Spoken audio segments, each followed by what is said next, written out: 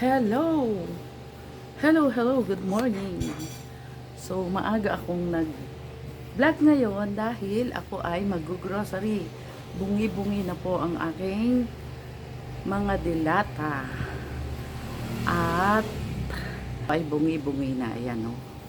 Bungi-bungi na po silang lahat. So, kailangan na po talagang mamili. At ngayong oras na ito ay 9 a.m. in the morning. Maagang aalis si Mami Perla dahil mainit ang panahon at ako'y nakikiano lang sa aking mga driver. So, mamaya na po tayo ulit mag-a-update at mamaya po meron po akong in-interview dyan sa may Caloocan.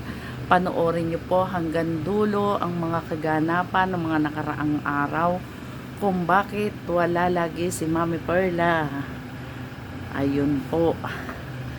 At ngayon, ang bentahan ay maganda po ang bentahan ngayon. So, nagsasabi sila ang bentahan daw ay pangit, mahina, matumal, ganun. So, para sa akin, sabi ko nga sa inyo, hindi. Talagang lalaban ka lang po. Lalabanan mo lang po ang pagsubok ng buhay. Pagka po ikaw ay sumuko, wala pong mangyayari.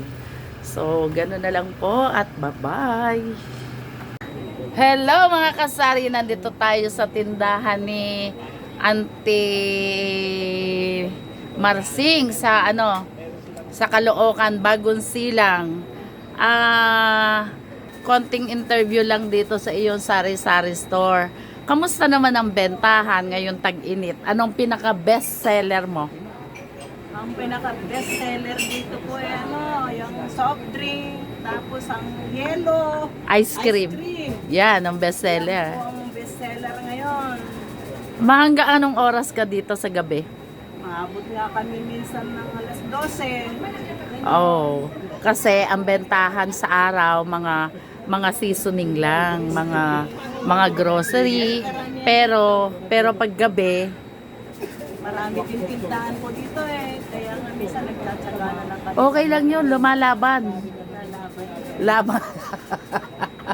Ganun lang talaga ang buhay, laban ng laban. Kasi kung hindi tayo lalaban, walang mangyayari at walang kita. Etong na to, ilang taon na to? Itong tindahan na to. Kung lang pa lang ito, mga 2 years pa lang naman. Oh, 2 years, ganito na. Siguro mga 1 taon pa, marami nang madadagdag dito. Kasi sa akin, 3 years na yon. Kaya dagdag na ng dagdag.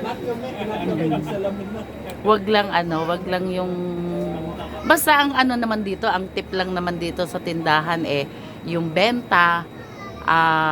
Halimbawa, naka 1,000, 2,000 ka, huwag mong uubusin sa panggastos. Hindi po, binabayaran po namin pag nakuha namin. Yung panggamit sa wire, babayaran po namin. Oh, tama. Pagka, halimbawa, kumbaga, tindahan mo, inutang mo. Di ba? Hindi kasi malaking bagay ang tindahan. Hindi ka nalalabas pag oras na kailangan mong wala kang asin, wala kang Mura nga ang ang paninda nyo na 16 pesos. Sa amin, 17 na yan. Opo, para lang matakakot ng Gusto. Ang tomato sauce nyo, 19 sa akin yan. Para sa kasi marami din yan ang laban na. Kita nga sa check na Binching ko sintigos na basta Sa panahon ngayon, hindi na po pwede yung ganun. Mabilisan na. Hindi na po pwede unang-una. Sasakay ka kasi ng tricycle, magbabayad ka, oo, di ba? Mahirap, kung tutuusin, mahirap. Sakripisyong malaki sa tindahan. Akala lang nila masarap, pero ang totoo, oo, masarap. Araw-araw may pera ka, bakit nga hindi?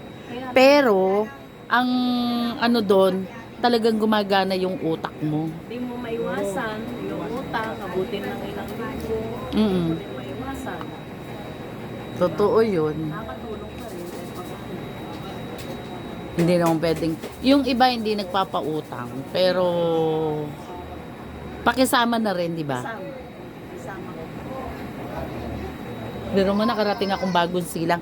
Meron akong ano pinapanood dito na vlogger si Madam Duday. Duday? Oo. Madam Duday.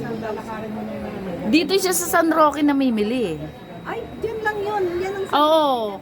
Kasi lagi niya sasabi bagong silang siya eh. So, ayan ang kanyang tindahan. Konti lang to pero siguro ang lowest neto na benta at least 1.5. Okay lang. bigas, malakas. Oh? Bigas. Minsan pag magpa-deliver, ilang araw lang yung 30. Oo, ang dami niyong ang bigas eh. Samantalang ako, ano lang, isang sako lang. Tapos, pagkain ng aso at saka baboy. Ay, pusa. Tapos ang bigas. Magkano ba ang bigas dito?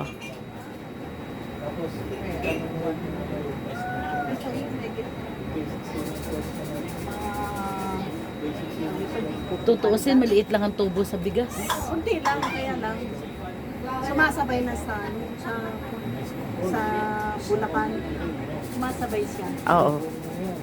Sako ba to ng Bulacan o ano Caloocan? Caloocan na to eh. Oo. Direct sa dapat ka aware. Noon ka pa sana. Tindahan ako dati dun sa 6 months na din kasi si